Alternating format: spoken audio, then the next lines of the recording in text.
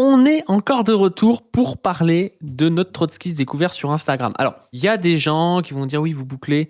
En fait, si vous voulez, c'est vrai. On en parle un petit peu. On avait déjà fait ça, je sais pas, avec Cécile Cukierman, des choses comme ça. Est-ce qu'il est moins important que Cécile Cukierman? Je considère que Cécile Cukierman est insignifiante, même si c'est vrai qu'elle est peut-être plus importante parce qu'elle est sénatrice et tout ça. Mais la réalité, c'est que c'est quelqu'un qui fait des shorts sur le communisme et ça nous intéresse comme ça. Évidemment, déjà, si lui, il trouve qu'on le harcèle ou je sais pas trop quoi, qu'il nous le dise, on arrêtera, ça c'est pas un souci. Et vous n'allez pas emmerder le gars en faisant des MP ou en faisant des commentaires sur ses vidéos, c'est pas le but. Mais le but, c'est quand même de montrer ce que c'est la matrice de une certaine extrême gauche trotskiste. Matrice qui, au-delà du fait qu'elle a été relativement défait ces dernières décennies et qu'elle n'a pas produit grand-chose, je te dire en Occident, mais en tant qu'Occident aussi, donc Elle en a plus produit. ça change rien. Elle en a plus produit en Occident Oui, qu'ailleurs. c'est vrai qu'il y a eu des librairies et des cafés ou je sais pas trop quoi en Occident, des associations. Oui, c'est vrai. Mais voilà, c'est, disons, une extrême gauche que nous, on critique parce qu'elle n'a pas de main à la fois, et quand elle a des mains, c'est pour relayer de la propagande anticommuniste, de la propagande de la CIA, sans forcément en être conscient, hein, mais quand même, ça provoque dans l'esprit des gens le fait que le communisme, c'est ça. C'est ce genre de trotskiste, et nous, on a envie de répondre. On avait répondu sur sa vision de Staline, on avait répondu sur sa vision du petit patronat, vous pouvez aller voir ses vidéos, et là, on va parler de la Chine. Alors, je vous vois sourire, Enfin trotskiste et Chine, qu'est-ce qui pourrait bien se passer là? Je me dis, ça va forcément mal se passer. Donc, Non, c'est Chris, sûr. est-ce que t'es chaud pour ça? Est-ce que là, je te vois boire de l'eau? Est-ce que t'es un petit peu. Qui te dit que c'est de l'eau? Oui, c'est vrai que Trotsky versus Mao, c'est un peu le combat des géants. Tu sais, Wilder contre Fury, là, à une époque, etc. Alors Moi, maintenant, c'est pas la même plutôt... classe, mais. Non, mais c'est Bah, vrai. Pour moi, en fait, c'est un grand nom du marxisme, Trotsky, mais il est pas au niveau de Mao pour moi, tu vois. moi non plus. Ça n'a.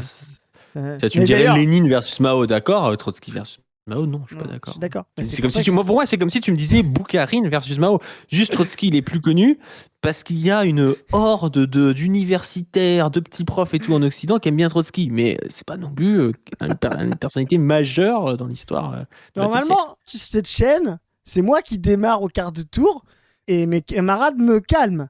Mais Mais tu sais que j'aime Mao et que j'aime quand, pas trop quand on dit Trotsky, il, dé- il démarre cash, quoi. Non, mais ce qui est marrant, c'est qu'on avait dit une fois, ce qui est pas tout à fait faux, que moi j'étais le plus trotskiste. Donc c'est pour vous donner le degré de trotskisme qu'il y a dans la patte du team, quoi. Bah, j'étais le plus trotskiste. Zoé est la parce qu'il est allé une plus. fois aux États-Unis, c'est pour ça qu'on Voilà. est. Zoé, elle est plus Lénine style, quoi, tu vois. Et toi, t'es plus maoïste, quoi. T'es plus, c'est ça, c'est ton côté train du Tao, quoi. Il t'a changé, quoi. Mais non, je disais ça parce que Fury Wilder, tu vois, c'était un peu en boxe. On s'attendait au fight, puis en fait, il n'y a pas eu trop de fight, en fait. Tu vois, et ben Mao Trotsky, je pense que c'est un peu pareil, quoi. Tu te dis. Alors tu sais que Train du Tao, il a dû faire son autocritique Oui. sur son trotskisme de jeunesse auprès du parti communiste vietnamien, tu vois, qui était totalement cadenassé. Et quand on fait un exemple, alors que sincèrement, je vais être comme toi avec ton histoire sur Lukács là, mais sincèrement, il avait rien fait, Train du Tao. Il avait fait 2 articles, on Bah l'a fait oui. passer pour une espèce d'agent de Ouais. l'étranger, trotskiste depuis la nuit des temps, alors que ça faisait 25 ans qu'il était plus trotskiste et que il avait écrit un article pour dire oui, peut-être que ce serait pas mal parfois, un peu de démocratie, je sais pas quoi. Lukács. Après, bon, pour reprendre un peu ma casquette de maoïste, est-ce que vraiment la démocratie au Vietnam, pendant la guerre du Vietnam et tout, est-ce que c'est vraiment le moment? Je sais pas, tu vois. Je sais Non, pas non, si en non. 1956-57, c'était le moment de commencer à dire oui, on pourrait s'inspirer de la Suisse. C'est ça. Pas la même situation, quoi. C'est vrai qu'il y a des moments où la littérature. Ça fait 8 ans qu'il y a la guerre en Chine, puis après, tu as 20 ans de guerre contre les États-Unis. La première chose que tu as envie, c'est des armes. Tu vois. Avant d'avoir la démocratie, c'est déjà d'avoir des armes. Non, mais en plus, la culture, ça a toujours un truc, tu sais, artistique, des fois, un peu flou. Donc c'est normal qu'en période révolutionnaire, t'as envie de dire, j'ai pas le temps d'essayer de comprendre ce que t'essayes de dire. Dans le doute, pour moi, c'est de la contre-propagande. Tu vois, vraiment, tu sais, t'as pas le temps. Quand t'es dans la période révolutionnaire où faut être ami-ennemi, tu vois, ce que je vais parler un peu comme Carl Schmitt, maintenant je m'en fous, shit des gars racistes tout le temps. Et enlever ça. Et moi, je serais content, j'enlèverais pas, c'est marrant. Ok. Mais du coup, non, je vais shooter Chantal. Voilà, c'est vraiment de l'agonistique, adversaire, tu vois. Mais vraiment, non, tu vois, la période révolutionnaire, c'est vrai que, pour être un peu sérieux, c'est des périodes où, en fait, t'as pas le temps d'être, tu vois, d'être dans la littérature, d'être dans la culture et tout, parce que t'as pas le temps de dire des messages mystifiants, esthétiques. Faut que les messages soient clairs, quoi. Tu vois ce que je veux dire? Faut savoir dans quel camp chacun joue, quoi. Tu vois, surtout quand t'as des révolutionnaires contre révolutionnaires. Et c'est vrai qu'effectivement, bah oui, Lukács, il l'a appris à ses dépens. Et Trnduc Tao aussi, hein, tu connais mieux l'histoire de Trnduc et moi le mieux l'histoire de Lukács. Mais tu sais, Lukács, il est traumatisé, quoi. Lukács, après, il écrit, alors on le sait moins, il écrit un petit opuscule en 25 après Histoire et conscience de classe, puis après il se tait, quoi. Pendant 20 ans, il se dit non, je dis plus rien, je veux plus savoir. Trnduc Tao, il va partir dans l'anthropologie. En fait, il va arrêter de parler de politique. Voilà, c'est plus simple. Et il va parler d'anthropologie et surtout, il va écrire en français, ce qui va quand même aussi l'aider, le sécuriser, parce que comme il écrit en français, ça a moins d'importance dans la société vietnamienne de l'époque. Et il va se remettre à écrire en vietnamien que sur la fin de sa vie. Puis sur la fin de sa vie, vous pouvez lire ça si ça vous intéresse, mais il est un peu parano. À la fin, il vient en France. Il explique, il va voir son éditeur de l'époque, je crois, et lui dit je suis venu en France parce qu'il y a ici les derniers staliniens du monde. Le gars, il se dit, c'est quoi? Et le gars, en fait, explique qu'il est venu, enfin, il croit être venu pour un espèce de procès politique par le PCF qui serait, selon lui, les derniers staliniens encore orthodoxes. Tu vois, le truc de ouf. Non, mais l'interview est lunaire. Il arrive, il y a Robert Rue et Marie-Georges Buffet. Et là, il dit ça a changé le goulag quand même un peu. Et tu sais, je sais plus quel éditeur c'était, mais tu sais, le gars, il était en mode qu'est-ce que c'est que ce mec? Ah, mais c'est un délire, quoi. Il lui dit ça, et en plus, il lui dit mais si vous le répétez, je nierai et je dis que vous avez tout inventé. Tu vois, le mec parano, tu sais, le mec te dit un truc déjà paranoïaque, il te dit oui, mais si tu le répètes, en fait, je dirais que c'était faux. C'est pas, voilà. Moi, c'est un personnage, pour avoir beaucoup étudié Trnduc Tao, qui est vraiment multiple. Enfin, moi, que j'ai trouvé très attachant en l'étudiant aussi pour ça, même s'il a une vie, mais tragique. Qu'ont aussi beaucoup d'immigrés ou de personnes métissées, même si lui, il n'est pas métisse, mais tu sais, de gars qui est révolutionnaire et vietnamien pour les Français, donc qui va être chassé des grandes instances, alors que c'était un mec qui avait la stature d'un Merleau-Ponty, tu vois, ou d'un grand intellectuel de son époque. Il a marqué toute son époque à Normal Sup. Et par contre, au Vietnam, il va passer pour un espèce de traître qui a fait ses études en France, tu vois. Ouais, et donc, oui, il a le cul entre deux chaises constamment, Tragique. alors que c'est quelqu'un de brillant. Mais en plus de ça, c'est quand même quelqu'un qui a fait le choix, alors qu'il était en France, d'aller au Vietnam pour faire la guerre de libération, tu vois, bah, comme Frantz Fanon a pu faire aussi, ou comme d'autres. Mais vraiment, ce qui est pour moi le plus révolutionnaire que tu puisses faire. C'est-à-dire, tu pourrais faire des belles pages en disant non, mais moi je sers aussi, hein, je suis en France et j'écris des articles en soutien au Vietnam. Non, lui, il repart au Vietnam pour faire son choix et critiquer ceux qui ne font jamais de choix, et en leur disant les gars, c'est bien vos trucs de progressisme, mais en réalité, vous vivez dans le centre impérialiste et vous aidez pas réellement les gens qui luttent, quoi. Bah oui. Bref, c'était une aparté. Je pense qu'on va pas parler de quelqu'un de la stature de Trnduc Tao aujourd'hui, mais on va pouvoir analyser ce qu'il pense d'un pays qui se revendique du socialisme, qui est dirigé par un parti communiste qui s'appelle la République populaire de Chine. Chris, est-ce que tu es prêt? Ouais, j'adore. En plus, bon, on va peut-être parler de la Chine plus dans la propagande anti-chinoise. Il y a une grosse propagande anti-chinoise qui se prépare là. Je pense que ça va être très important d'ailleurs pendant la campagne présidentielle. Je sais pas ce que t'en penses, Padu, mais à mon avis, il va y avoir un gros truc là-dessus. Beaucoup plus que anti-russe, voilà. C'est la guerre froide qui commence, quoi. Et d'ailleurs, on voit les États-Unis qui sont un peu le marqueur des nouvelles tendances impérialistes, sont à fond là-dessus. Et Trump a été élu en partie là-dessus. Et donc, il y a une propagande droitière, conservatrice. Vous allez voir les Glucksmann, on est habitué, la droite. T'as vu, Glucksmann a fait de son principe de campagne de taper autant sur la Chine que sur les États-Unis. Tu vois comment il dit « Je ne veux pas que notre souveraineté numérique soit pris en danger par les Chinois et les Américains. » Tu vois, une espèce de truc comme ça qu'il essaye de jouer. Et moi, ce qui me fait rire en plus, c'est que c'est vraiment les souverainistes de Wish qui arrivent après la guerre. C'est des gars qui te disent j'ai pas envie qu'on ait plein de produits chinois américains. T'es là, mais autour de toi, en fait, il y a que des logiciels américains, des produits chinois. Qu'est-ce que tu racontes? En fait, c'est déjà le cas, déjà. Qu'est-ce que tu racontes? Nous, on aimerait bien que tu fasses de la géopolitique, que tu nous expliques quel pays est plus Glucksmann, progressiste que l'autre, quel pays tu peux soutenir, et voilà, quoi. Glucksmann anti-américain, en plus, je veux dire, la blague s'écrit toute seule, quoi. C'est un peu le problème des, tu sais, des Glucksmann et tous, des Bernard-Henri Lévy, enfin, tu vois, tous ces influenceurs, là, de nouveaux philosophes et tout. En fait, c'est l'Amérique, c'était tu vois, c'était leur berceau, mais Trump, c'est pas possible pour eux, donc ils sont un peu le cul entre deux chaises, là. Mais en tout cas, il y a un vrai propagande anti-chinoise, et de la même manière qu'il y avait une propagande anti-soviétique, tu vois, dans cette guerre froide, ils avaient des alliés d'extrême gauche pour taper sur l'URSS. Tu vois, le camp du bien, le camp... Et ben là, c'est marrant qu'on prenne ça parce que moi, je trouve qu'il se dessine la même chose.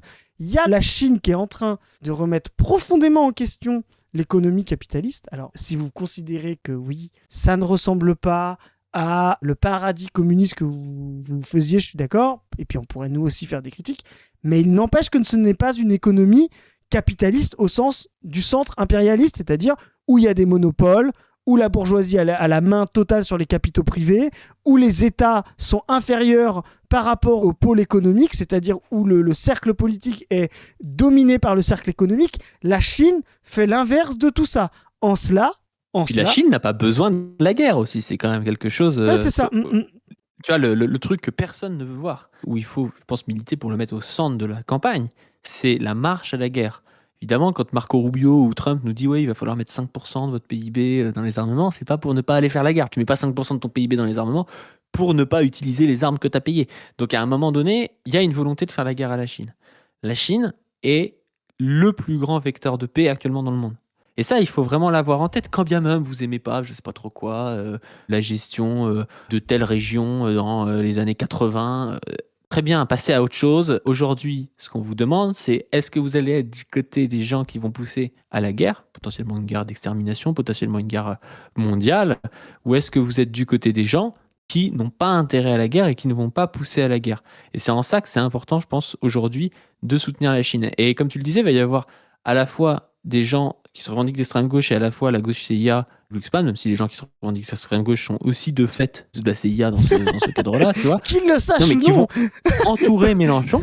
Tu vas voir ça pendant la campagne, qui vont être d'accord sur le fait que Mélenchon avec la Chine, Ben, ça il va est être... un peu autoritaire.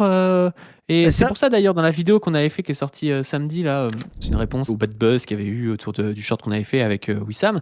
C'est aussi ça qu'on essaie d'opposer, c'est que le truc de dire oui, c'est des stalls qui tapent sur les libertaires et puis en fait toutes les théories se valent. C'est une manière de pas faire un choix qui doit être un choix clair aujourd'hui. Aujourd'hui, ils ne font pas tomber dans la propagande anti-chinoise qui va nous pousser à la guerre et qui va pousser à l'impérialisme et même à la recolonisation. Enfin, Rubio te parle de recolonisation. Il a très bien compris que le vecteur principal qui l'empêche de recoloniser le monde, c'est la Chine. Mais bien sûr. Et quand tu commences à dire, oui, mais les prisonniers politiques, et puis peut-être que, au fond, Mélenchon, il soutient Xi Jinping qui est autoritaire et c'est pas très libertaire et tout ça, en fait, tu vas aller faire le jeu de l'impérialisme. Il faut vraiment faire gaffe à ça. Ça n'empêche pas, si vraiment tu es dans un débat entre camarades qui est pas forcément en public, par exemple, tu peux refaire le monde et puis t'imaginer ce que Lin Biao aurait fait de mieux que Deng ou que je sais pas quoi. Enfin, ok, mais là, c'est pas ça qui nous intéresse aujourd'hui. C'est un combat qui, je pense, est principal, c'est le combat contre la guerre impérialiste qui peut pousser à l'extermination du monde. Cet homme est un maoïste conséquent. Il a conclu l'intro en parlant de contradiction principale. Il a fait le boulot. On va regarder ça tout de suite. Mais je suis complètement d'accord, il y a plein de trucs à dire là-dessus. Je vais faire une chaîne de muscu maoïste qui s'appellera la contraction principale.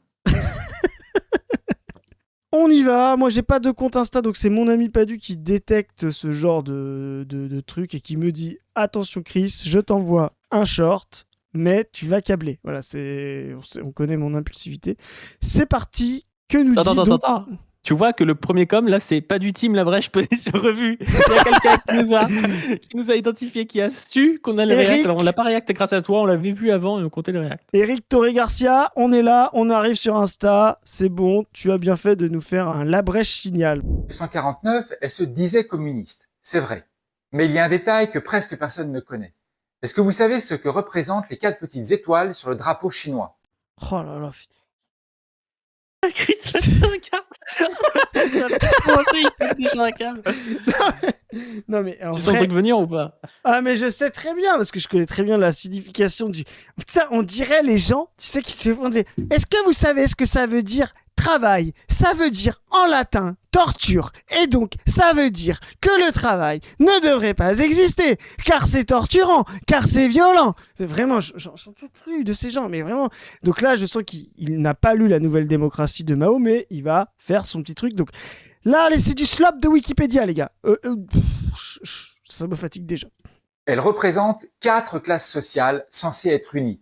Les ouvriers, les paysans, la petite bourgeoisie, et la 4e, tenez-vous bien, c'est la bourgeoisie nationale. La bourgeoisie nationale, dans quel endroit du monde la fosse 13 c'est... Surtout que ce mec soutenait les petits patrons il y a 3 jours, tu sais. Il disait les petits patrons pour remplir le carnet de commandes. Par contre, des mecs qui subissent le colonialisme et qui disent on va peut-être s'allier avec la bourgeoisie nationale pour lutter contre les colons et contre l'impérialisme, et puis après on va reprendre la main. Ce qui s'est passé, hein. Enfin, jusqu'à preuve du contraire, ça s'est pas super bien passé pour la bourgeoisie nationale en Chine, même si le développement chinois est tellement intense qu'il y a quand même eu des gens qui se sont enrichis, mais en même temps parce que tout le monde s'est enrichi en Chine. Et c'est une folie de reprocher à des gens qui vivent la domination coloniale de s'allier pour foutre un coup de pied au cul aux colons. C'est quand même ça le principe déjà de base. Mais de toute façon, ils le nient tout le temps, les trotskistes. C'est pour ça qu'ils disent oui, la bourgeoisie palestinienne, c'est même pas ce que c'est. C'est même pas s'il y a 3 mecs qui ont vraiment un empire, je sais pas, côté... Non, mais... C'est même pas si ça existe, la bourgeoisie palestinienne. Tu vois, ça n'a aucun sens. C'est ce que tu dis qui est clair, c'est que ça cale en plus, tu sais, un eurocentrisme. Ça cale les développements des forces productives au centre, comme si c'était le cas partout en périphérie. Alors que justement, l'impérialisme fait en sorte que les périphéries restent dans un mode non développé du capitalisme. Et que... Oui, est-ce qu'il y a des boîtes qui ont plus de 1000 employés en Palestine, tu vois? Peut-être, hein, on va me répondre que oui, mais je suis pas persuadé qu'il y en ait beaucoup, tu vois. Est-ce qu'ils ont des capitaux qui s'exportent, tu vois ce que je veux dire, n'importe quoi, tu vois. Non mais, tu vois, et donc ça c'est vraiment le fond de l'impérialisme et de l'eurocentrisme. C'est pas simplement d'avoir des biais, c'est de calquer des modes de production ou des états d'organisation sur le centre. Ça va donner le biais de considérer que les autres sont sous-développés, on l'a dit. Ça peut donner aussi le calque de croire que leur potentiel révolutionnaire ou le développement du prolétariat serait le même et qu'on pourrait exiger d'eux la même chose. C'est ce que font les trottes, en disant ben oui, mais pourquoi les Palestiniens prolétaires et les Israéliens prolétaires ne sont pas main dans la main? T'es là, tu te dis, mais c'est quoi ce délire, quoi? Tu vois, je veux dire, en plus, il suffit de voir ce que c'est.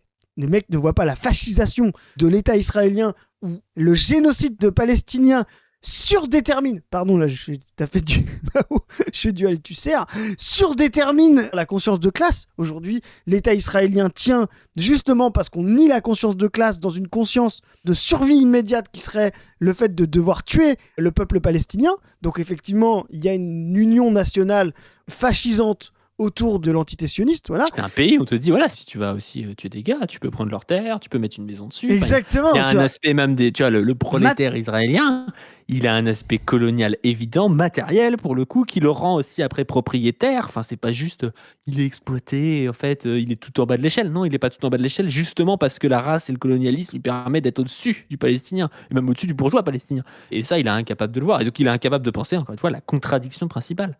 C'est-à-dire que le prolétaire israélien domine le bourgeois palestinien. Il est incapable de le voir, ça. Parce que demain, en fait, le bourgeois palestinien, il va prendre une balle comme un autre, en fait. Et le prolétaire israélien, il va aller prendre ses terres et puis peut-être, lui, tuer l'autre gars, quoi. Enfin, c'est un truc de fou. C'est ça, mais tu fais bien de le dire parce que c'est souvent oublié ce côté intérêt matériel, parce que tu as une espèce de, voilà, du colonialisme aussi pour surdéterminer et résoudre la contradiction du mode de production par une autre contradiction que la classe, quoi. Le monde américain est né comme ça. Tu sais, le monde américain... Des gens pas forcément très riches qui se disent pas très riches, cette terre-là, et en fait, tu comprends que le racisme et la domination, encore une fois, c'est une rationalisation aussi de... En fait, si je considère que ce mec n'est pas un être humain et que je peux le tuer, en fait, je vais pouvoir gagner plus, je vais pouvoir avoir une terre et tout. Tu finis par le penser. Et il ne faut pas croire que les idées sont premières. C'est pas forcément que les gens, a priori, ils disent « Ah ben non, forcément, les gens sont en dehors de l'humanité, donc je peux aller les buter. » Non, aller les buter, ça leur permet de prendre des terres. Et pour aller les buter, il faut bien les exclure de l'humanité. En fait, ça marche comme ça. Et c'est quelque chose... Après, ça s'ancre. Évidemment, quand tu fais ça depuis 100 ans et que tu apprends à tes gamins que les gens ils sont en dehors de l'humanité, a posteriori, après, peut-être que l'idéologie devient première, il y a une dialectique là-dedans. Mais à un moment donné, cette idéologie, elle est fonctionnelle pour permettre le développement matériel des colons. Et c'est exactement ce qui se passe en Israël. Et c'est pour ça d'ailleurs, il y a des gens, des fois, ils disent oui, il y a des Français, ils votent à gauche en France et à l'extrême droite en Israël. Mais en fait, c'est très logique. C'est très logique parce qu'en Israël, ils vont commencer à voir que bon, ils installent leur baraque, tu vois, ils disent ouais, il y a un conflit, peut-être que les mecs veulent me tuer ou je sais pas trop quoi. Et puis après, ils comprennent que leurs conditions matérielles peuvent s'améliorer en se fascisant. En fait, ils voient ça comme une solution. Alors qu'en France, il y a, je veux dire, la fascisation. Bon, aujourd'hui, c'est plus le cas qu'avant, mais tu es en 1995, être fasciste en France pour un juif, ça n'a aucun intérêt. Tu vois, tu vas bien sûr. rien y gagner. Voir les fascistes, ils sont antisémites, ils sont plutôt contre toi, tu vois. Enfin, et il n'y a pas d'incohérence là-dedans. Les gens se disent c'est incohérent. Non, c'est pas incohérent. C'est même plutôt très cohérent et fonctionnel pour les populations. Ouais, et puis juste pour rester un peu dans la philo, mais justement, il faut bien voir les structures mentales. C'est pas les idées, tu vois. Les gens, souvent, ils confondent les idées. Ils sont gangrénés par infrastructure, superstructure. En fait, il y a deux sortes de structures, les structures matérielles, c'est-à-dire les organisations sociales, et les structures mentales. Ce par quoi chaque individu est obligé de passer pour avoir son activité. Elles se développent en parallèle, mais elles se développent pas en parallèle de manière constante. Elles se développent en parallèle avec, tu sais, imaginons c'est comme un organisme vivant et son environnement. Et ben il y a des périodes d'équilibre, puis il y a des périodes où elles se percutent. Et quand elles se percutent, ça crée un nouvel équilibre. Et donc, tu as un développement conjoint qui donne la dynamique, équilibre, percussion. C'est ce que dit Marx dans l'introduction à la critique de l'économie politique ou dans les Grundrisse, est vraiment très très important. Et ça, cette simultanéité de cette double structure fait qu'à un moment donné, oui, les gens fondent des structures matérielles avec leurs structures mentales, et les structures mentales sont fondées à partir des structures matérielles. Les deux sont simultanés. Et c'est cette simultanéité d'équilibre et de percussion qui fait la dynamique, quoi. Mais il y a un truc aussi, Lucien Sèvres, alors je sais qu'après il peut revenir dessus et tout dans sa vie, mais il parle à un moment donné, tu sais, de la juxtastructure. Il dit en fait que l'individu, il est extérieur à la structure sociale, mais il est un petit peu dedans, et il va devoir du coup se conformer à des formes faites dans la structure. Et donc du coup, tu vas à la fois avoir, un peu comme un puzzle si vous voulez, le puzzle, il y a un côté du puzzle qui dessine une forme, l'autre côté du puzzle vient s'emboîter dans cette forme. Venir dire c'est parce que le côté gauche est comme ça que le côté droit peut s'emboîter ou l'inverse, ça veut rien dire, parce que la réalité c'est que s'ils peuvent s'emboîter, c'est parce que les deux sont comme ça. Il y a une adéquation. Et dans le monde, avec le temps, l'équilibre va changer. Donc il y a vraiment cette adéquation à comprendre. Ça n'empêche pas qu'en dernière instance c'est matériel, parce que si ton idéologie devient trop peu fonctionnelle pour le monde matériel, tu finis par crever. Donc en dernière instance ça va revenir matériel. Mais l'équilibre se fait comme ça. Et il y a plein de fois en fait où ton idéologie va venir colorer le monde matériel et le transformer sans que ça te... Je veux dire, ça aurait pu être autrement. C'est une manière d'être fonctionnel parmi d'autres. Mais en tout cas, le fait que tu aies cette forme idéologique fait que ce n'est pas pareil que d'autres personnes qui répondent au même problème avec d'autres formes idéologiques, quoi. Bon, la fausse 13, je pense qu'il est déjà en train de saigner du nez, là, parce que lui, il était sur Wikipédia et son drapeau, là, enfin, le truc catastrophique. Mais peut-être que, allez voir le short qu'on a fait précédemment, en fait, peut-être ce que tu disais, c'est que lui, ce qui le gêne, c'est qu'il n'y a que la grande bourgeoisie nationale dessus. S'il y avait eu que la petite bourgeoisie, que les 3 étoiles, peut-être que ça lui suffirait, on sait pas, on ne saura pas. C'est les capitalistes. C'est écrit noir sur blanc. Voilà, alors ça, bourgeoisie nationale égale les capitalistes, vraiment, je le redis. Il est à moitié complotiste. La Chine s'appelle République populaire de Chine, se prétend socialiste, a un parti communiste chinois qui le gouverne. Socialiste. Oui, et socialiste, mais en tout cas, le dit. Lui, il va pas croire qu'elle est socialiste, mais bon, bref. Et socialiste. Mais il faudrait voir... En fait, sur leur drapeau, ils auraient laissé voir la vérité, tu vois. Ils auraient montré sur leur drapeau pour les gens qui ont la capacité d'aller sur Wikipédia qu'en fait, ils ne le sont pas. C'est ridicule comme argument. Enfin, et c'est pour ça qu'ils interdisent Wikipédia dans leur pays. C'est pour pas qu'on sache que la 4e étoile... Non, mais vraiment, mais... Enfin, on souffle. Vraiment, on souffle. Enfin, vraiment, c'est du niveau. Mais enfin, qui est formé à ce niveau-là? Enfin, je veux dire, le type crache sur... C'est pour ça qu'on réacte à ces shorts, je suis désolé, mais... On est obligé. Ça fait mal aux communistes, ces shorts-là. Ça vient mettre dans la tête de gens qui sont de bonne foi, qui s'intéressent aux communistes, que le communiste c'est bien, mais il va falloir taper sur la Chine. Et putain, mais aujourd'hui, c'est l'adversaire principal des impérialistes dominants. C'est complètement con comme truc. Et c'est pire que ça, c'est que là, pour le coup, c'est s'asseoir sur 50, 60 ans de développement, d'analyse, d'enrichissement de tout ce qui s'est passé en périphérie sur le marxisme. On a cité déjà plein de gens, etc., que ce soit des marxistes arabes, des marxistes asiatiques, des marxistes africains, etc. Mais il y a une littérature qui aujourd'hui est plus importante en périphérie sur le socialisme et sur le marxisme que au centre. Tu vois, le centre a été défait. Ça, c'est vrai, hein, on parle du mouvement ouvrier, mais le centre a été aussi défait sur la production marxiste. Je veux dire, les derniers marxistes français, où ça a quand même été un territoire important du marxisme, c'est des gens qui sont considérés comme marxistes, comme Althusser, qui est une catastrophe pour le marxisme, et les derniers marxistes allemands qui ont été quand même importants aussi dans l'histoire du marxisme, on va commencer par Karl Marx, hein, c'est la verte critique. Je veux dire, que des gens qui aujourd'hui font allégeance au sionisme. Donc vraiment, c'est une catastrophe. C'est blanc au possible. Je veux dire, c'est occidentalocentré, c'est eurocentré, c'est un marxisme de blanc. Mais je veux dire, c'est le blanc, le plus blanc de blanc. Tu vois, et vraiment, c'est une honte que ces gars-là disent ça, parce qu'en plus, bourgeoisie nationale, c'est des bourgeoisies qui sont progressistes, justement par rapport aux bourgeoisies nationales compradores traîtres. Et là, on parle de la Chine, qui était justement à Taïwan, là, Chiang Kai-shek, etc., le Kuomintang et tout. Donc, c'est vraiment des luttes où il y a une dimension révolutionnaire nationale contre le colonialisme et contre les capitalistes qui, eux, ne sont jamais dans ces pays-là. Les bourgeoisies compradors sont des rentiers du capital extérieur. Voilà, ils ont des subsides pour tenir le pays. C'est ça, l'économie politique de la périphérie. Vous avez une exploitation violente, barbarie au sens de Luxembourg, faite par des bourgeoisies nationales compradors qui, elles, s'enrichissent, obtiennent des subsides par rapport aux capitalistes qui sont extérieurs. Il n'y a pas de capitalistes. Et il y a des bourgeoisies nationales progressistes qui luttent contre ça. Et ça a donné tous les mouvements décolonialistes du monde. Du FLN à la Tunisie, au Vietnam, en Chine. Enfin, je veux dire, vous pouvez toutes les faire. Il n'y a pas un seul mouvement trotskiste qui a pris le pouvoir là-bas. D'ailleurs, à chaque fois, on a retrouvé des petits papiers comme quoi ils étaient un petit peu trop en accointance avec les forces centrales, tu vois. Mais donc, vraiment, c'est une honte de comparer les bourgeoisies. Alors, on peut faire des critiques, tu vois. On peut faire des critiques au maoïsme. Moi, j'aimerais bien voir ce gars-là, tu sais, en face d'un cadre du PCC, avec ce mec-là qui lui explique qu'il n'est pas révolutionnaire du tout et que la Chine, c'est du capitalisme. Je sais pas quoi, que le mec est dans le centre impérialiste, qu'il est 10 fois moins formé. Et l'autre, il est là, tu sais, il est prof. Moi, je suis sûr, il est prof, ce gars. Il est prof, et là, il a rente impérialiste, et puis il est là. Oui, IMO, c'est la 4e étoile, ce sont des capitalistes. Vraiment, mais rien que ça, c'est faux. Donc, vraiment, là, on fait le travail pour les maoïstes. Nous, on n'est pas maoïstes, en plus, tu vois, à la brèche, c'est pas notre. Voilà. Mais vraiment, les maoïstes. Ouais. Sauf pas du quoi. Mais du coup, vraiment, ça déjà c'est un mensonge. Donc déjà, tu viens de dire un mensonge. La 4e étoile sur le drapeau chinois ne sont pas des capitalistes. Déjà, parce que je le rappelle, ce qui différencie quand même les régimes socialistes du capitalisme, c'est la propriété privée des moyens de production. Et ça, ce n'est pas un simple fait.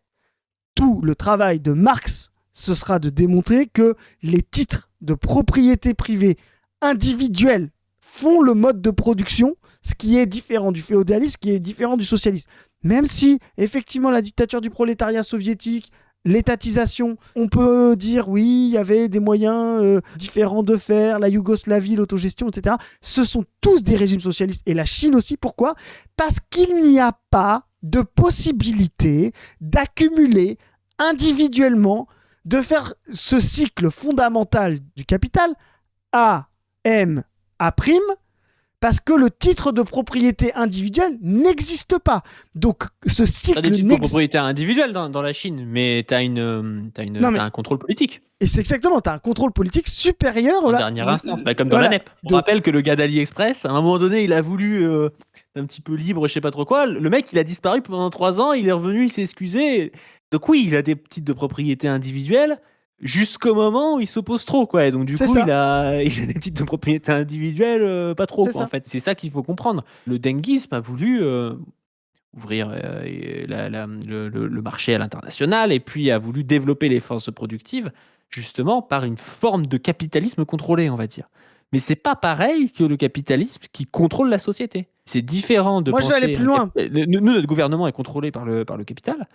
Le capital chinois est contrôlé par le gouvernement chinois. C'est différent. Et vraiment, c'est différent sur le plan qualitatif. Et c'est pour ça qu'on peut soutenir la thèse que c'est socialiste. Mais c'est pour ça que moi, je vais plus loin. Il n'y a pas de capitaux au sens capitaliste en Chine. Il y a une propriété privée socialiste, tu vois ce que je veux dire, pas socialisé, tu vois, une propriété individuelle privée sous contrôle socialiste ou sous contrôle social. Donc il y a toujours un régime de propriété privée, d'enrichissement, etc.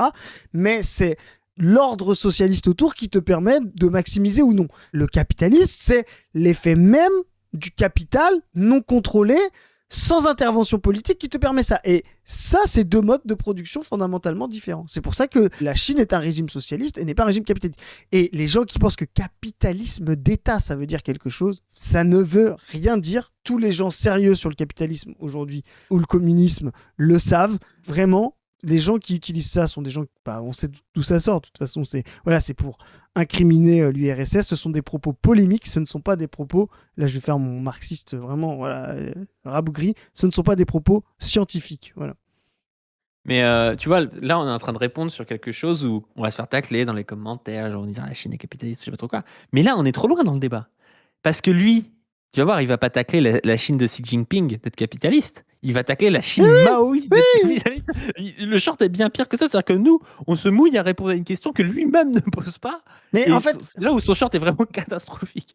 Et c'est pour ça, et les katas, mais en plus, vous savez un truc, ce que dit entre les lignes cette personne, c'est que c'est une personne qui nie l'impérialisme. Vous voyez ? Cette personne, avec cette vision-là, comme elle voit les bourgeoisies nationales progressistes du Sud de la même manière que les capitalistes centraux, ils nient l'impérialisme. Ils vont nier qu'il y a un mode de production où il y a une dissymétrie entre les bourgeoisies nationales périphériques et les bourgeoisies nationales au centre. C'est une négation pure et simple de l'accumulation sous régime impérialiste qu'on vit depuis 1945. C'est exactement ce à quoi notre film répond aujourd'hui. Donc allez le voir à l'assaut du ciel, le film de La Brèche. Tout est expliqué, très bien expliqué, illustré, encore mieux qu'ici, moins énervé, plus calme, avec des belles images, etc. Mais vraiment, c'est un vrai film pédagogique sur ça. L'impérialisme n'est pas simplement, comme pouvait aussi le penser Lénine, et puis comme Trotsky, il a pensé tout et n'importe quoi. Donc, je veux dire, c'est le type qui a le plus retourné sa veste de l'histoire du socialisme. Mais ce n'est pas simplement une phase guerrière ou, barbare du capitalisme. Non, c'est un régime d'accumulation. C'est un régime d'accumulation stable que les trotskistes, par ce type d'analyse, nient complètement. Et donc, comme ils le nient, ils nient à la périphérie les moyens de lutter contre ce régime, quoi. Plan dans un texte de Mao de 1949. La doctrine officielle du Parti communiste chinois, c'est l'alliance avec une partie de la bourgeoisie. Rien. Une partie déjà, hein, une partie, laquelle 1949. J'ai rien dans le contexte. Alors, 1949, mais non, mais... il a dit ça. Non mais enfin, c'est n'importe quoi. Qu'est-ce que ça veut dire ? Et c'est comme si tu disais, le tiers-état, le bas tiers-état, s'est allié quand même un peu avec la bourgeoisie en 1792, pas dû. Ça prouve bien que ce n'était pas une révolution populaire et humaniste, quoi. Ça prouve bien que c'était une révolution dans l'intérêt pur et simple du capital, mais n'importe quoi. L'alliance de la bourgeoisie, bas tiers, moyen tiers, haut tiers, etc., a permis d'abolir un régime d'accumulation qui était bien plus violent, insupportable que ce qu'est aujourd'hui le capitalisme qui doit être abattu, qui était le monde féodal. Voilà. Et donc, on va pas nier le progrès qu'a été cette alliance avec la bourgeoisie dans la Révolution française, parce qu'il y avait cette alliance-là. Et on va pas faire de la bourgeoisie de 1792 égalitaire, on va dire les montagnards, etc., la même chose que des Bernard Arnault ou des Roubiot aujourd'hui, parce que ce seraient des bourgeois. Enfin, vraiment, mais... on souffle, quoi. La faiblesse intellectuelle de ça. Là, en plus, j'ai envie de dire, c'est même pas que c'est faux, c'est que en plus, votre propagande, en plus d'être fausse, elle est faiblarde, quoi. Donc, musclez votre jeu. Vous voulez être des anti-révolutionnaires, vous voulez vous faire passer pour des communistes alors que vous enlevez tous les moyens du prolétariat au centre et de la périphérie de lutter contre les forces du capital et les forces impérialistes. Musclez un peu votre jeu, là. Enfin, c'est insupportable. Bien que là, on est très loin des idées communistes qui envisagent de renverser la bourgeoisie. T'as fait un short pour dire que tu voulais... T'as fait un short... Il est plus révolutionnaire que Mao Tse-tung, ce gars s'explique. Que Nathalie Arthaud est plus révolutionnaire que Mao Tse-tung parce qu'il a dit que la bourgeoisie nationale faisait partie de l'alliance et tout. Et puis en plus de ça, ce mec ne comprend pas aussi l'aspect... à un moment donné... Si tu es en alliance avec quelqu'un, tu vas pas lui chier dessus, même si tu comptais dans 5 ans, un peu à la Ho Chi Minh, tu vois, même si tu comptais dans 5 ans reprendre la main sur l'alliance, ou si tu comptais un peu tordre le bras. C'est un peu le même problème qu'on les trotte d'ailleurs aujourd'hui, pas que les trottes d'ailleurs, toute partie de l'extrême gauche avec Delcy Rodriguez. Tu sais, ils sont en mode, elle a reçu les secouristes israéliens ou je sais pas trop quoi, elle a rouvert l'ambassade d'Israël. En fait, soit Delcy Rodriguez, elle est dans une dynamique, mais qu'avait déjà Maduro, on peut vous mettre un article d'ailleurs là-dessus en lien, soit elle est dans une dynamique de dédiabolisation pour sortir du blocus, récupérer les biens gelés, hein, le pays, depuis notamment qu'il y a eu des sanctions à partir de 2018, que Guaidó avait été reconnu comme un président. Ce mec-là, on ne les entendait pas quand Guaidó avait été reconnu comme un président légitime, alors qu'en fait, aujourd'hui, la CIA nous dit qu'il n'avait pas gagné et que c'était Maduro qui avait gagné. En fait, le problème, c'est que quand ton président n'est pas reconnu, quand ton président, il a, je sais pas, 5 milliards à la Banque de Londres, la Banque de Londres vous dit, mais vous n'êtes pas président, monsieur. Monsieur Maduro, vous n'êtes pas président, on vous les rend pas. Et en fait, il se passe ça avec des filiales vénézuéliennes partout dans le monde. Donc en fait, ils se sont retrouvés à se faire geler énormément de choses. La stratégie de Maduro, ça a été d'essayer de faire revenir des capitaux étrangers pour moderniser l'appareil de production et d'essayer de se dédiaboliser tant bien que mal, ce qui a été assez compliqué et qui n'a pas forcément marché, aussi parce qu'il y a une partie de la gauche occidentale qui participe à le diaboliser H24. La stratégie de Delcy, aujourd'hui, c'est dans la continuité de la stratégie de Maduro d'essayer de sortir de cette diabolisation. Et donc forcément, quand tu sors de la diabolisation, tu vas pas dire d'accord, je soutiens quand même le Hamas, mais bon, ça va être très très compliqué si tu fais ça. Et donc forcément, tu vas être dans une dynamique où elle va à la fois dire gloire à Fidel Castro pour ses 100 ans, et à la fois elle va tendre la main aussi à des pays que tous les Chavistes détestent, qui sont Israël et les États-Unis, mais parce qu'en fait c'est eux qui ont les armes, c'est eux qui ont la potentialité de lui casser les couilles, c'est eux qui ont la potentialité de lever les sanctions.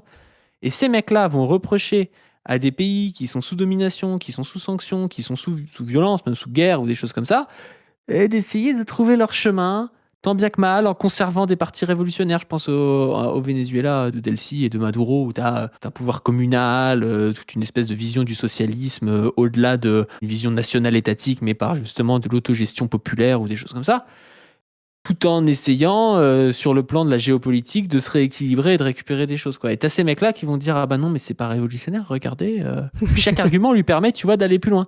C'est-à-dire que demain, Delcy Rodriguez, elle va, je sais pas, autoriser ou même faire un voyage aux USA pour aller négocier des trucs. Ils vont dire « Regardez, elle est vendue aux USA parce que... » Mais à un moment donné, si tu veux pouvoir négocier, il faut bien que tu montres des gages. Et évidemment que c'est pas, nous on n'a pas envie de voir ça. Nous on aimerait que Delcy Rodriguez elle gagne la guerre contre les États-Unis et qu'elle installe le bolivarianisme partout dans tous les pays d'Amérique du Sud, d'Amérique centrale et d'Amérique du Nord. Sauf qu'en fait ce n'est pas le cas et ce n'est pas possible. Et moi surtout, je trouve qu'ils font ça avec les pays dominés. Ils vont dire oui mais regardez Ho Chi Minh c'est allié avec la bourgeoisie, oui c'est allié avec la bourgeoisie.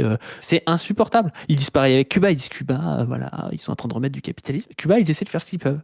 Et peut-être qu'en plus, on l'a déjà dit plein de fois, et peut-être qu'au final, le truc de Rodriguez, ça va foirer, elle va perdre la main, et ils vont se faire baiser. Peut-être que Cuba, ils vont réinstaller du capitalisme, et puis au final, leur système politique va s'écrouler. J'en sais rien. En tout cas, ils font ce qu'ils peuvent, et quand tu as ta petite place de prof là sur Insta, que tu fais pas grand-chose dans un pays impérialiste, je trouve que ton rôle, ça doit être au moins de soutenir, ou au moins de la fermer, sur ces sujets-là, quoi. Mais surtout que moi, ce qui m'énerve, et tu l'as dit en entrée, c'est que, en fait, ils existent par idéalisme. Soi-disant en critiquant tout le monde et en faisant croire que ce seraient eux les purs communistes et que tous les autres seraient des traîtres ou tu vois des mauvais communistes. Et en fait, ils te vendent la belle idée, voilà, par idéalisme, par abstraction. Comme des gens cynistes qui vous promettent le paradis sur Terre, on ne sait pas comment y aller, c'est très beau, on a tous envie d'y croire, mais le but c'est d'être des gens cynistes, là, enfermés à Port-Royal, le monde est pire, tout le monde vous trahit autour, les Chinois sont des jésuites qui essayent de bricoler des trucs, donc c'est pas des vrais, voilà. C'est vraiment ça, et au final ça ne produit rien, à part du moralisme, quoi. Et donc, c'est des gens qui font des leçons de morale. Tu l'as dit en entrée, et là, tu l'as montré. La problématique, c'est qu'en fait, les gens comme Delcy Rodriguez, Diaz-Canel, etc., comprennent mieux l'état du monde aujourd'hui. Tu as parlé tout à l'heure, je veux revenir là-dessus, parce que c'est fondamental, tu as dit la Chine ne veut pas aller à la guerre. La Chine ne veut pas aller à la guerre, parce que la Chine est anti-impérialiste par son mouvement, parce qu'elle développe les forces productives au Sud. Elle n'a pas besoin de la guerre. Elle est alliée avec les pays du Sud et elle permet aux pays du Sud de développer leurs forces productives. C'est-à-dire de reprendre la main par des partenariats différents avec l'impérialisme, ce qui les évite de choisir la bourgeoisie comprador. Elle permet à l'Iran ou à d'autres pays ou au Venezuela de justement exporter leurs ressources à des prix plus intéressants et donc de ne pas dépendre de la pression du centre impérialiste réellement capitaliste que sont les États-Unis ou l'Europe. Ce mouvement chinois fait que toute forme de développement dans la périphérie est aidée par la Chine et donc emmerde les États-Unis. Les États-Unis sont emmerdés là-dessus. Et c'est pour ça qu'ils réagissent.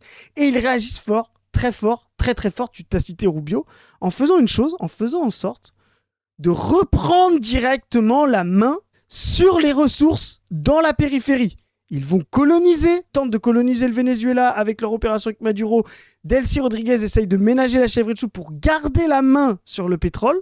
Donc elle va essayer de donner des gages, etc., tenir et tout, ce qui est très compliqué, parce que Delcy Rodriguez et tous les gens au Sud, sérieux, parce que là-bas, il y a des économistes marxistes sérieux, il y a des gens qui savent ce que c'est... c'est pour ça que l'article de la camarade haïtienne dont je vous parlais, par exemple, il est très bien, mais il y en a plein des choses comme ça, de gens qui, en plus de ça, je pense, ont une vision plus direct. Je veux dire, quand t'es haïtien, tu comprends mieux ce que c'est l'impérialisme que quand t'es français. Hein. C'est quand même assez clair. Et c'est quelque chose, tu vois, quand on parle par exemple de vassalisation du Venezuela. Et moi, je suis d'accord, il y a des compromis, il y a des choses. Le Venezuela a beaucoup moins de souveraineté qu'aujourd'hui, on l'a dit depuis le départ. Moi, j'aurais préféré que Maduro se fasse pas attaquer, mais les gars comme Lafos 13, là, en fait, Maduro, il disait déjà que c'était un dictateur néolibéral ou je sais pas quoi, donc qu'ils aillent pas nous la faire en mode c'était la souveraineté. Il disait déjà qu'il vendait la souveraineté. Hein. Les mecs comme lui disaient déjà que Maduro vendait la souveraineté, que Chavez avait acquis. Mais Chavez, c'était déjà le cas. Que c'est Delcy qui vend la souveraineté, que Maduro permettait. Le truc, c'est que aujourd'hui, même avec le système foireux, où le pétrole part du Venezuela, et puis c'est vendu, ça passe par un compte au Qatar, et puis il y a de l'argent, on ne sait pas trop où il est, s'il est aux États-Unis, s'il est au Qatar ou s'il est au Venezuela, et bien même ça, c'est déjà beaucoup plus de souveraineté que ce qu'on, par exemple, peut-être moins aujourd'hui, mais toujours en partie, des pays d'Afrique, où les puits de pétrole, en fait, il y a quoi ? Il y a Total, et il y a l'armée française autour du puits de pétrole. Là, c'est pas exactement la même chose, c'est-à-dire que le pétrole, là, tu n'as aucune souveraineté sur ça. T'as l'armée française littéralement qui a une base à côté du puits de pétrole. Aujourd'hui, il n'y a pas l'armée américaine qui a une base sur ton puits de pétrole au Venezuela. Et ça reste du coup un compromis où l'exploitation du pétrole reste une nationalité vénézuélienne. Et puis après, il y a des ventes via des filiales qui vont aussi faire de l'argent, des filiales américaines par exemple. Quoi. Et l'Amérique de Trump revient à un mode archaïque de l'impérialisme justement pour ça. Parce que justement, tu parlais du pétrole, c'est très important. Il faut bien comprendre une chose. La Chine est en train de faire un truc incroyable. Elle est en train de construire un monde où le pétrole, n'est plus la condition même du développement des forces productives. Elle est en train d'électrifier le pays d'une manière monstrueuse. Elle ne rentre même plus en concurrence avec le pétrole américain. Nous, on a été les premiers à démontrer dès l'attaque de l'Iran, pas cette année, mais tu te rappelles, juin, juillet, août 2025, là, à montrer à quel point, en fait, le pétrole devenait clé dans la sauvegarde du système américain. C'est pas, on l'a pas montré, tout le monde sait que c'est clé là, mais depuis un moment, mais pas parce que c'était un moyen de contrôle, comme ça pouvait l'être à l'époque des interventions en Irak et tout. Ça, c'est vraiment l'impérialisme. Parce que c'est un moyen de contrôle de la rente et des prix, parce que les États-Unis aujourd'hui sont le premier pays producteur de pétrole du monde. Gardez bien ça en tête aujourd'hui. Il n'y a pas assez de pétrole dans le monde, il y a trop de pétrole dans le monde. Quand vous comprenez ça, vous comprenez la guerre en Iran et le mouvement de ce que fait Trump. Il voulait mettre la pression sur les cercles de pétrole, alors que la Chine est en train d'électrifier, en a de moins en moins besoin. Ils veulent mettre la pression sur le prix du pétrole, le prix du baril, parce qu'il ne doit pas descendre trop bas, alors qu'il est en train de descendre de partout parce qu'il faut que le gaz de schiste soit rentable. Et ils veulent prendre les ressources de pétrole facilement exploitables, tu vois, dont on parle, c'est pour ça qu'ils voulaient envoyer Exxon au Venezuela, etc. Parce qu'ils savent que le pétrole est en train d'atteindre un pic, notamment, on pense à 2027, les experts pour le routier, voilà, un pic de consommation, vu que maintenant il y a l'électrification, etc. Ils veulent prendre la main des dernières ressources qui vont coûter pas cher à exploiter parce que l'économie américaine dépend d'un pétrole pas cher par rapport au reste de la planète. Donc le problème du pétrole, c'est même pas qu'il est rare ou qu'il se raréfie, c'est qu'il y en a aujourd'hui beaucoup trop. Et il y en a beaucoup trop à cause de qui ? À cause de la Chine qui surélectrifie, qui fait de la batterie, etc. dans tous les sens. Et ça, c'est la guerre froide mondiale et c'est pour ça qu'on a toutes ces guerres-là. Et le Venezuela, comme l'Iran, tente de résister à cet impérialisme archaïque, justement, d'une transition d'un monde orienté vers le pétrole qui faisait l'hégémonie américaine, d'un monde demain avec beaucoup moins de pétrole. On va pas dire sans pétrole parce qu'il va falloir mettre du temps, etc. Tu vois. Et donc, c'est cette guerre-là, et les États-Unis résistent parce qu'en plus, leur dollar est adossé au pétrole. Voilà. Donc, et je rappelle, hein, les réserves de dollars fondent partout dans le monde, sauf en Argentine, voilà. Et c'est les réserves d'or qui... Non, mais c'est une folie, quoi. Et donc, ça, c'est l'analyse concrète de la situation concrète. Et face à ça, les impérialistes vont vouloir réattaquer la périphérie et reprendre le pétrole, reprendre le cobalt, reprendre de force comme ils faisaient. On aimerait entendre les trottes là-dessus, en fait. Oui, on aimerait entendre les trottes là-dessus, plutôt que de venir nous parler... Pour des vidéos, pour nous expliquer que la Chine n'est pas communiste à la place. Tu vois, exactement. Et donc, la Chine est socialiste, justement parce qu'elle développe les forces productives contre le centre impérialiste. C'est ça. Et elle est révolutionnaire pour ça. Et elle est attaquée au centre pour ça. Voilà, vraiment, c'est fondamental. Donc, la propagande anti-chinoise est une propagande contre-révolutionnaire. Alors oui, il y a eu une vraie révolution en Chine. Elle a libéré les paysans des grands propriétaires terriens. Elle a libéré les femmes des coutumes barbares comme les pieds bandés. Coutume barbare. C'est le blanc le plus blanc. On m'est tombé dessus pour moins que ça.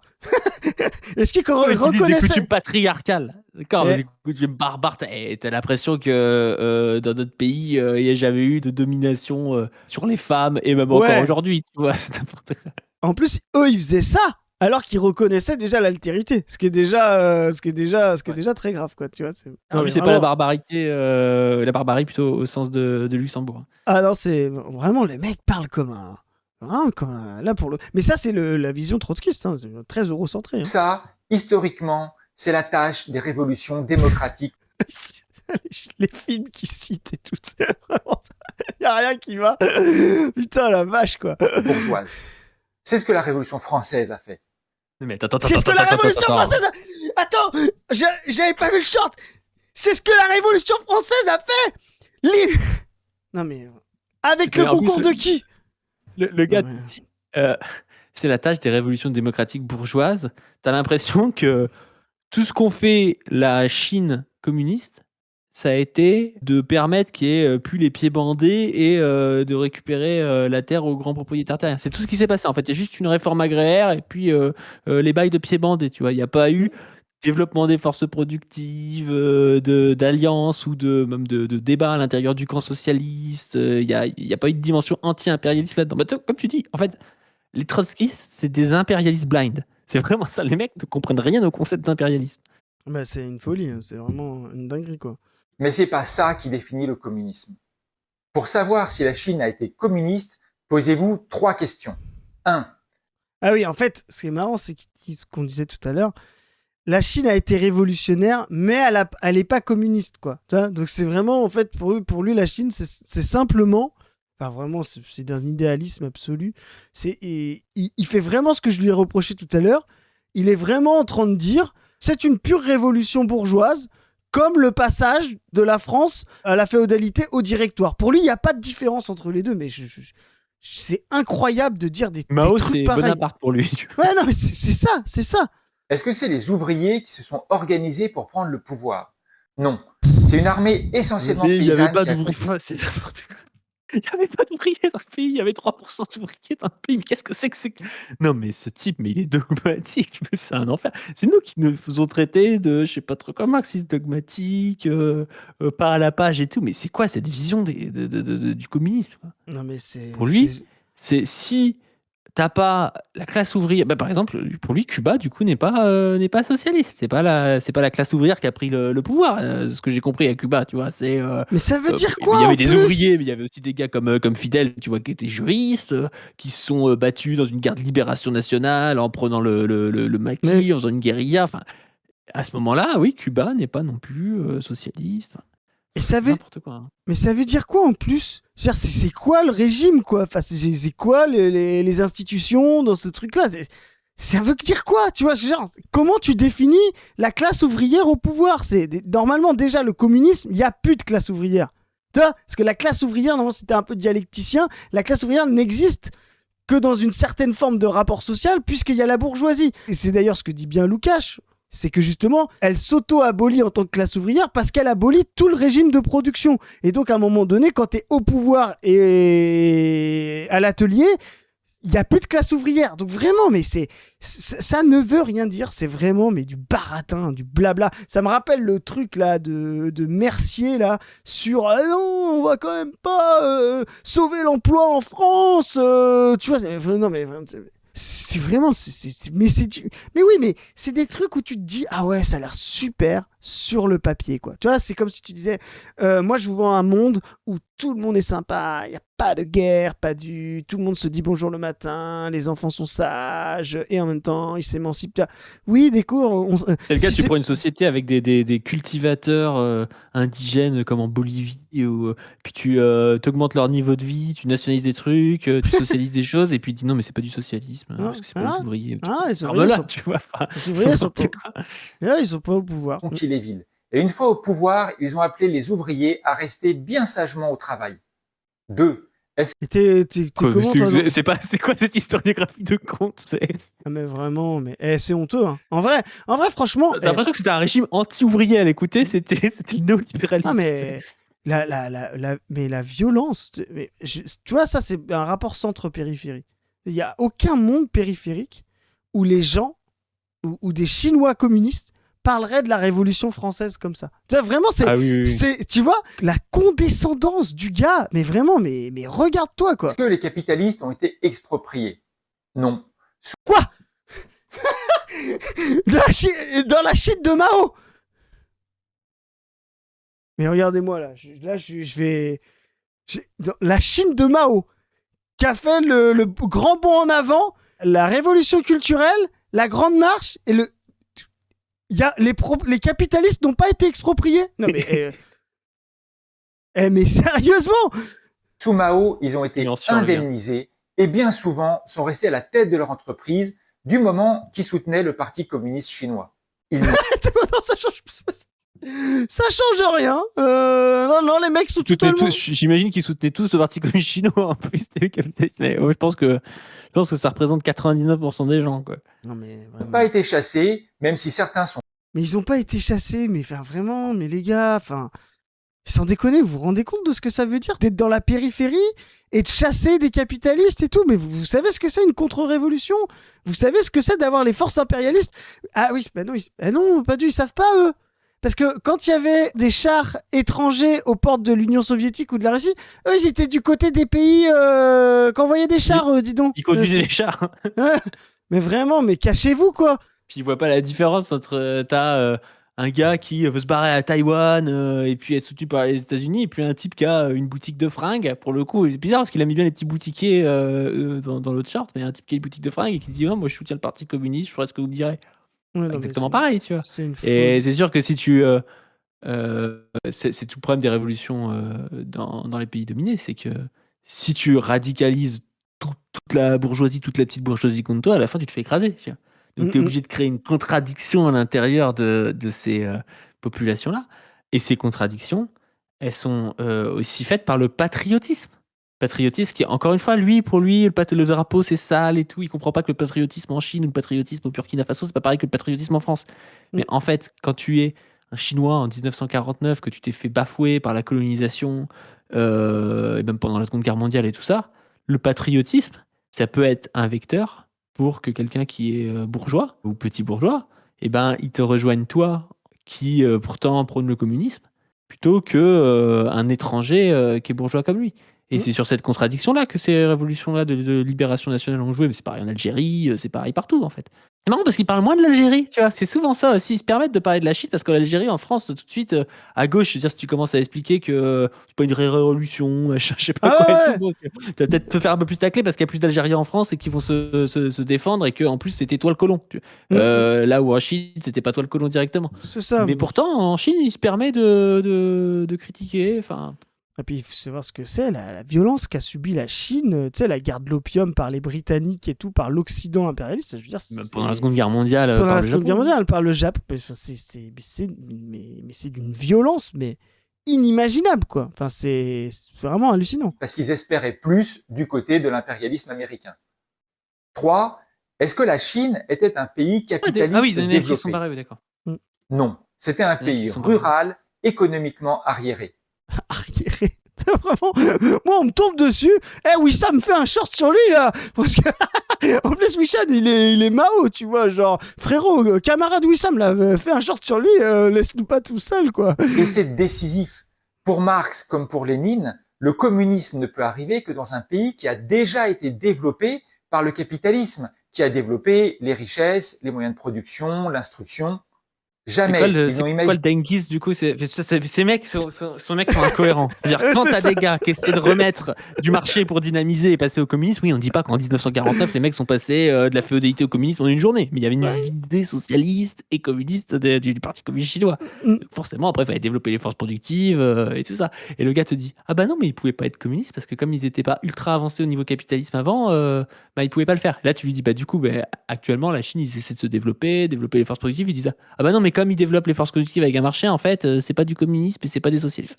C'est un serpent qui se mord la queue. À la fin, tu peux rien faire. Et c'est pour ça que c'est une idéologie, sincèrement, impérialiste. C'est qu'à la fin, les Chinois auront toujours tort. Ils auraient pas fait de révolution, ils auraient eu tort. La révolution, ils ont tort. Quand ils font le maoïsme classique, où tu tords le bras au mec, ils ont tort. Quand ils font du denguisme, ils ont tort aussi. Enfin, c'est insupportable, quoi. Ouais, c'est une dinguerie, son nom, quoi.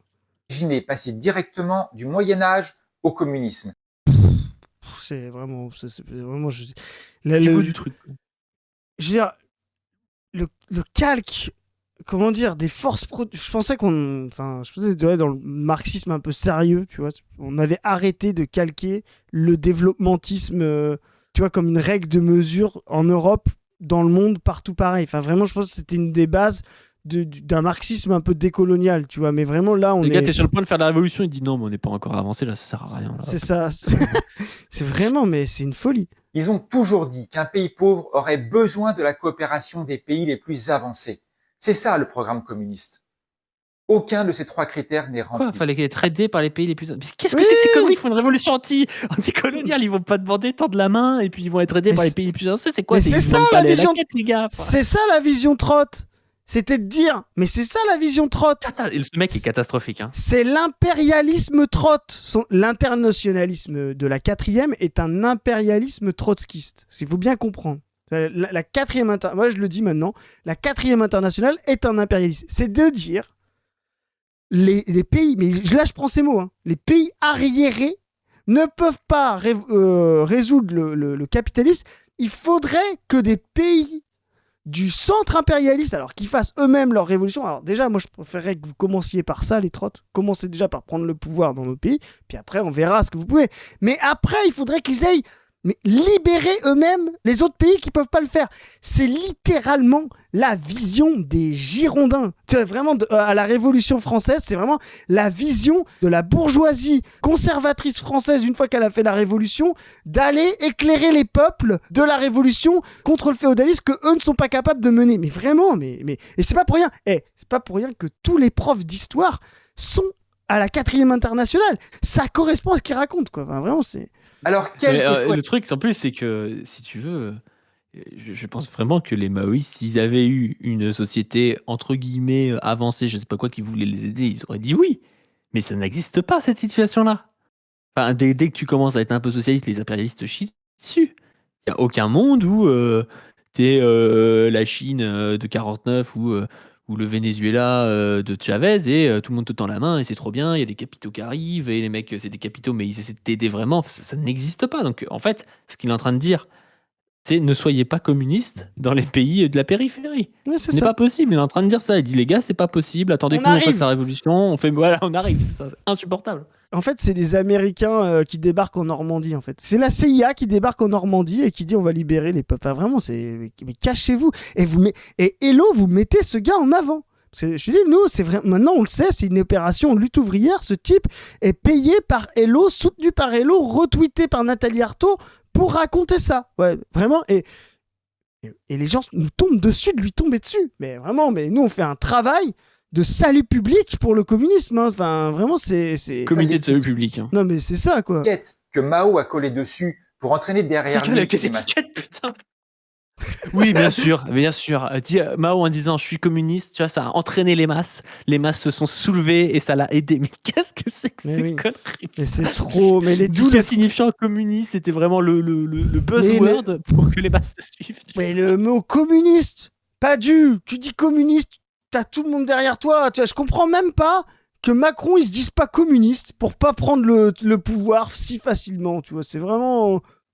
Il est bête ce Macron. Pauvre, il n'y a aucune raison d'appeler ça du communisme. La vraie question c'est à qui ça profite de continuer à le faire croire.